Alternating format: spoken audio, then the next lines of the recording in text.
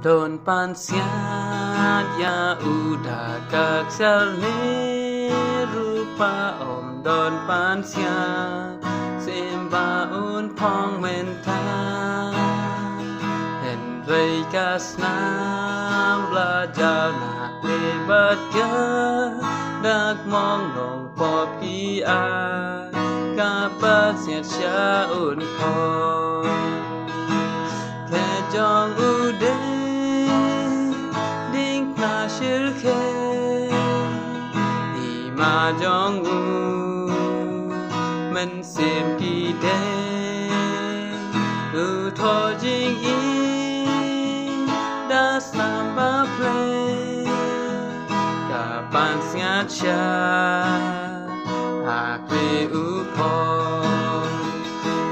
chim la sen cha na lor ka khet ya ati hen rei u ya ading na kalvari na ma nong pom la ram nhau shi sha jong u pe na lor ding na the jong u de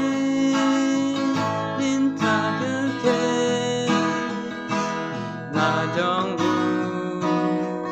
mình xem kỳ thế u thọ jing i đã làm ba play ban sia cha hạc về u phong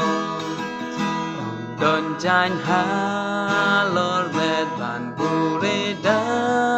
la mong ki da sem pa alor medu saro na ki dang la mong kawa ba sao ka la tuj ba nong pop ha kas nam pin yo sai ku ke jong u de ning ma shil ke jong u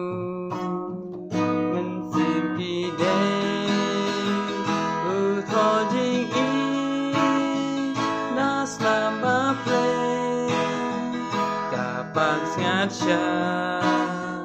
hạc về u phong khe jong u de ding na shil ke ma jong u mình xem kỳ de u thọ jing i